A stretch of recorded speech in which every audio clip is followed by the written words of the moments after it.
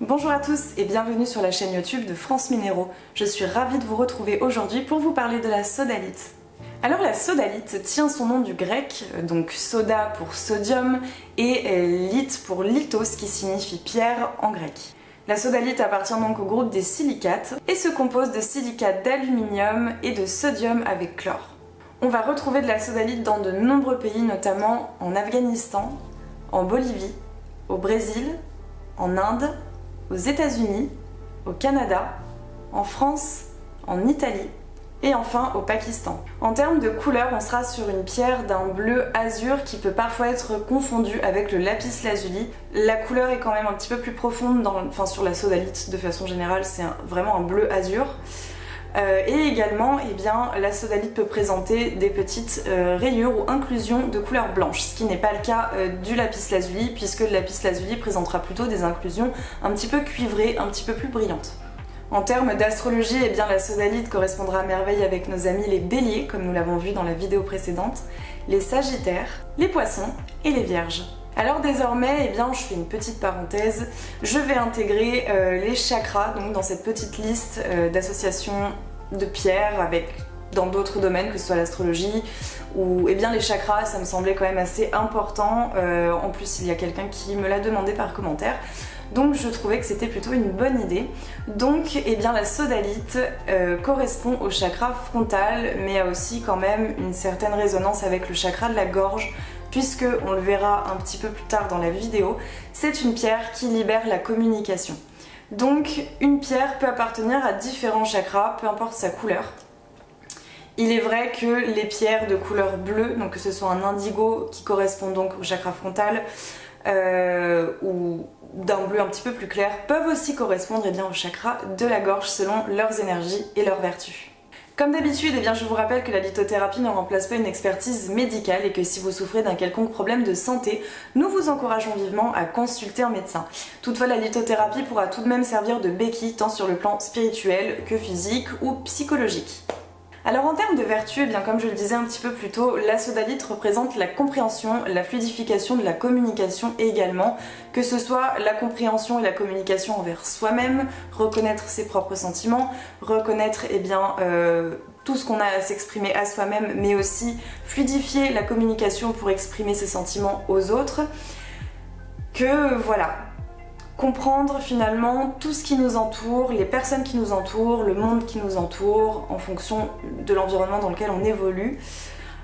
C'est une pierre qui permet vraiment de prendre en compte chaque détail qui constitue notre environnement et de le comprendre. Elle symbolise également l'acceptation de nouveaux schémas et de la clarification mentale. Elle permet en effet d'assouplir un petit peu son mental, d'accepter plus de choses et finalement de sortir un petit peu des carcans dans lesquels on a tendance tous à évoluer pour s'ouvrir à d'autres perspectives, à d'autres choix également. Et donc d'accepter finalement le renouveau et d'accepter que certaines portes se ferment pour que d'autres puissent s'ouvrir. La sodalite est également une pierre de courage et d'humilité. Elle va donc stopper les craintes et les peurs. Alors c'est une pierre qui déjà visuellement ressemble beaucoup au lapis lazuli, mais on va également retrouver des similitudes au niveau des vertus. C'est en effet une pierre qui va protéger les personnes dans le cadre du travail par exemple, en offrant stabilité, maîtrise de soi-même et logique. Elle est également conseillée si vous souhaitez ouvrir votre esprit à la médiumnité, si vous avez des dons de clairvoyance que vous souhaitez travailler. C'est une pierre en effet qui va vous aider à favoriser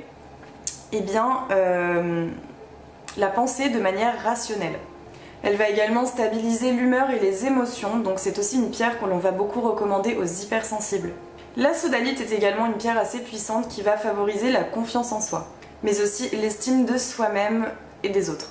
C'est donc une pierre qui va favoriser la compassion, la solidarité, mais aussi l'apaisement et tout ce qui sera finalement autour des angoisses et des craintes et des peurs.